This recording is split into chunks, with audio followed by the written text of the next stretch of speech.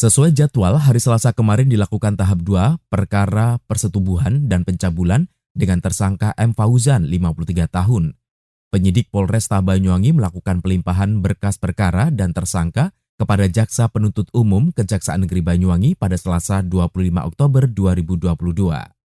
Menurut Kasipidum Kejaksaan Negeri Banyuwangi Budi Mukhlis, Selasa pagi dilakukan penyerahan tanggung jawab terhadap tersangka dan barang bukti dari penyidik ke penuntut umum. Perkara ini dinyatakan P21 atau lengkap setelah dilakukan penelitian terhadap syarat formal dan material minggu kemarin. Setelah dilakukan komunikasi dengan penyidik kepolisian, kemarin dilakukan tahap kedua. Dalam perkara ini tersangka dijerat dengan pasal kumulatif, yakni persetubuhan dan pencabulan terhadap anak di bawah umur sebagaimana diatur pasal 81 ayat 3 dan pasal 82 Undang-Undang Perlindungan Anak. Dalam kasus ini menurutnya ada 2 tindak pidana yang berdiri sendiri. Adapun digabungkan dalam surat dakwaan sesuai asas peradilan cepat, sederhana, biaya ringan agar memudahkan dari sisi pembuktian. Karena banyaknya korban dalam perkara ini dan profil dari tersangka, menurut Budi Mukhlis, jaksa mendorong agar ada restitusi atau ganti rugi pada korban.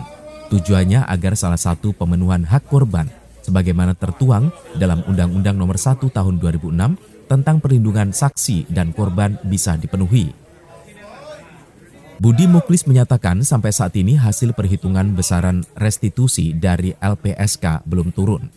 Dia berharap paling lambat sebelum pembacaan surat tuntutan sudah selesai, supaya bisa didorong dalam persidangan dan restitusi itu bisa dipenuhi.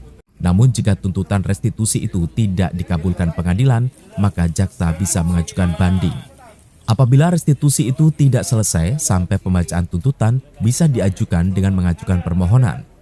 Seperti diketahui, M. Fauzan diduga menyetubuhi sejumlah santrinya. Ada 6 korban yang melapor, yakni 5 santriwati dan seorang santri. Kabar santriwati, pelaku melakukan perbuatannya dengan modus tes keperawanan. Kasus ini terungkap karena korban merasa trauma, sehingga tidak mau makan dan takut ditemui orang tuanya.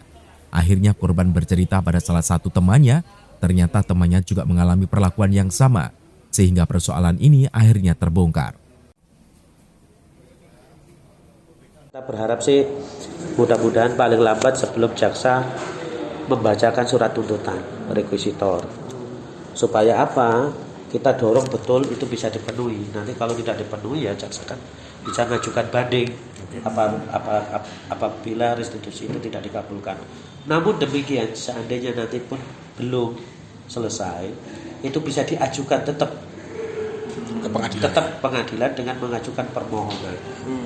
Tapi dilakukan oleh yang bersangkutan sendiri. Pokoknya kita dorong bagaimana mudah-mudahan sebelum surat tuntutan nanti dibacakan rekuisitor, perhitungan itu bisa turun.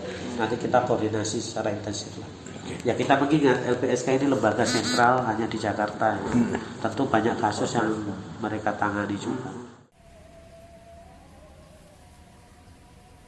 Handoko Kusumo, CTV.